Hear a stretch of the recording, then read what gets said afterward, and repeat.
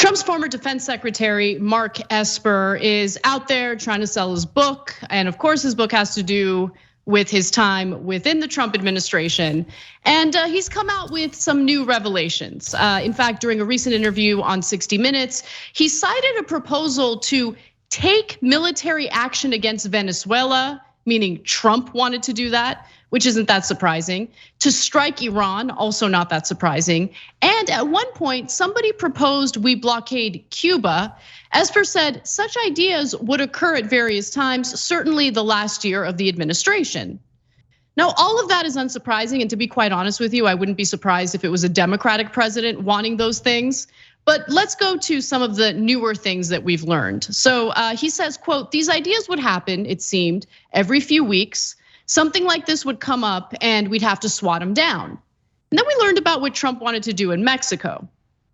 Esper's interview follows a series of revelatory claims he makes about his time in the Trump administration, including exploring the possibility of secretly launching missiles into Mexico and asking whether people protesting the death of George Floyd could be shot in the leg. Now, we talked about the proposal by Trump in response to the George Floyd protesters. So that's not really a new piece of news, but let's explore what Trump wanted to do in Mexico a little further. He actually elaborated on this during an interview this morning. Let's take a quick look.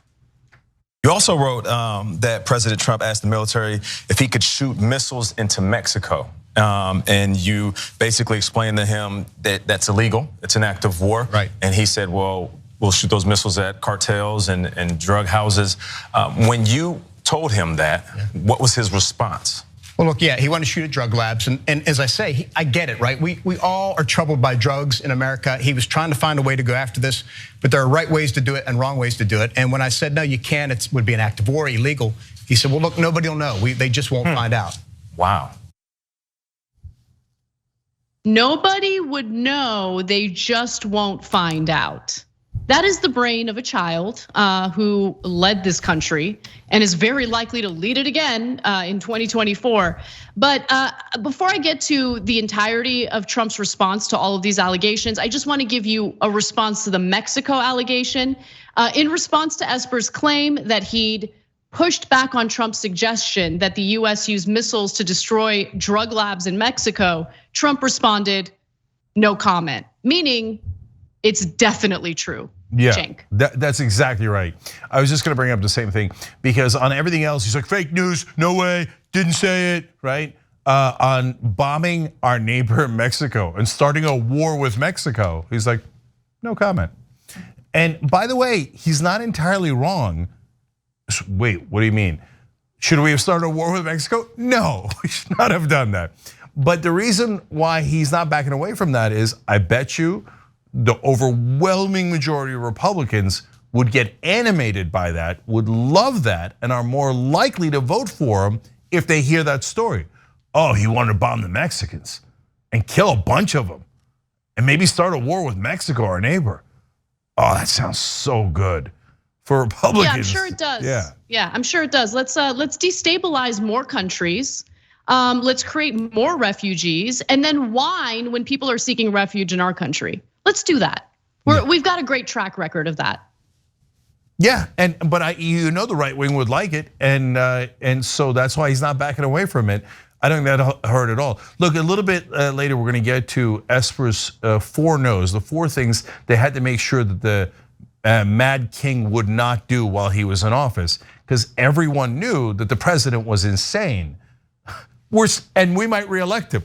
This country is in so much trouble. So Trump mostly denied everything with the exception of the Mexico allegations. Trump, in fact, lost it in a lot of his responses to 60 Minutes. They wanted to seek comment from Trump. He says Mark Esper was a stiff who was desperate not to lose his job. I actually do believe that. He would do anything I wanted. That's why I called him Yesper. He was a lightweight and a figurehead, and I realized it very early on. And to be honest with you, that is the exact kind of reaction or response from Trump that I think ends up working, because it takes credibility away from Mark Esper And is anyone really gonna deny that Mark Esper was looking out for Mark Esper? I mean, he was serving in the Trump administration and he decided to sit on so much of this information for when he would be able to sell books. So do I deny that Mark Esper is looking out for Mark Esper? No, I don't deny it. I think that Mark Esper is also a terrible person. He's looking out for his own profit motives. But at the same time, I definitely believe that Donald Trump wanted to do some of these horrendous things because Trump would actually vocally say he wanted to do horrendous things. For instance, he also said that Esper was so ineffective that Trump had to run the military himself, which is, do not believe that for a second. Trump denied. How? Can I just say, Anna, how would he even run the military? Somebody just asked him a question like, I know how to run the military. I know it better than anyone. Military runner. I know how to tell the generals to do this strike and that strike, and maybe you do a drone strike, and maybe we do the mother of all bombs. I run the military. I'm the best. That's how he would run the military. Disaster. Sir, where would you move those battalions? I don't know. I'll tell you what. I'm the best at battalioning. Okay, I've never lost a battalion. Never lost one. I would say go there or maybe there. Okay, I was running the military. Right wingers actually believe it. I mean, they're just there. We live in Alice in Wonderland, upside down world. All right, sorry, I didn't keep going. So in terms of other denials, this one I found pretty hilarious. Trump denied that he wanted to evoke the Insurrection Act, despite having said on June 2020 that he would, quote, deploy the United States military if state governors didn't increase their use of force to quell protests. In fact, I remember covering that when it happened, Cenk. So, but that's the Insurrection Act.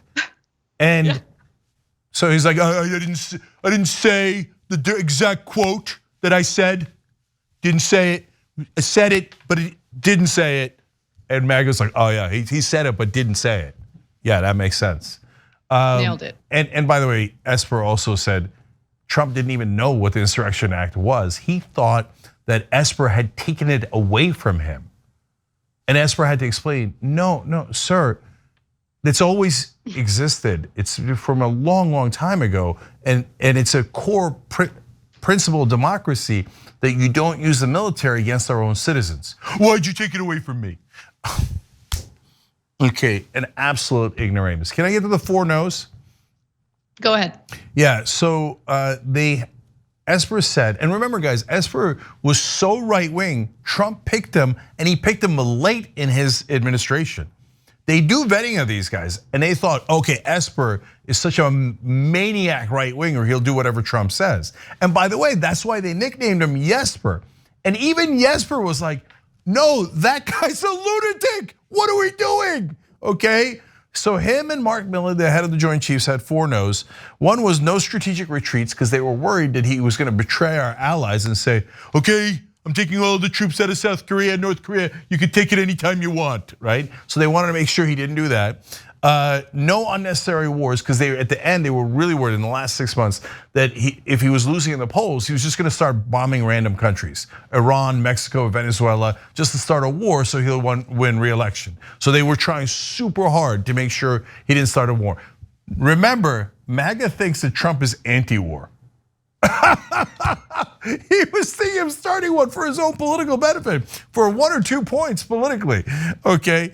No politicization of the military and no misuse of the military. Why? Because they all knew that Trump was considering using the military to inside the United States to end democracy. His own guys knew that he was insane, was not in favor of democracy, and would do anything for his own benefit, including starting unnecessary wars or helping our enemies. That's the person Donald Trump is. No morality, no intelligence, absolutely craven. That's why Republican voters love him. Yep. And finally, just one more line from Trump and his response to all of this. This is fake news. The fact is, I didn't need to invoke the act and never did. No, you never did because you received surprisingly successful pushback within your own administration. But he would have absolutely used the Insurrection Act to quell protests. He wanted to do it. He was vocal about it at the time. That's just who he is. And when he wasn't able to do it, what did he do, Cenk? What was plan B for Donald Trump? What was plan B for Bunker Boy? To go run into the White House bumper for safety. Oh, they're protesting me. Why don't you shoot them? They're scaring me. There was an article just like 10 days ago where, and it sounds like a joke, but it isn't, that Trump was actually afraid of flying vegetables. And what? I know, it's hilarious. At his speeches, they had to do precautions because he's really worried that somebody was going to throw tomato, okay? And they're like, sir, we'll obviously take precautions around that, obviously, right? We don't want you to get hit by that. But it's not actually going, it's not a lethal threat, obviously. He's like, what if they throw pineapples? I'm not kidding. He said that, okay? That'd be pretty sweet. Okay, well, the pineapple's little sweet. Tropical flair, in your activism, I'm into it. So he's definitely afraid. He'd be Dole whipped. Oh, okay. Anyways, no, he's definitely afraid of everything because he's an incredible coward. Again, another reason why Republican voters love him, because they all live in fear. They're like, oh, Mexicans, foreigners, can we shoot them? I'm gonna go to my bunker. So that's how the typical Republican mentality. And so the fact that he's unintelligent, deathly afraid of everything around him, and has no morals is perfect for the Republican voter. That's why they stay loyal to him through thick and thin. None of this will change their opinion. If anything, they'll double down. Oh, he was threatening to murder people who don't agree with him. The free speech advocates love it. Cancel culture, let's cancel their lives, yay. Republicans, they're never gonna make sense. So it is what it is. Thanks for watching The Young Turks, really appreciate it. Another way to show support is through YouTube memberships. You'll get to interact with us more. There's live chat emojis, badges. You've got emojis of me, Anna, John, JR. So those are super fun. But you also get playback of our exclusive member-only shows and specials right after they air. So all of that, all you gotta do is click that join button right underneath the video. Thank you.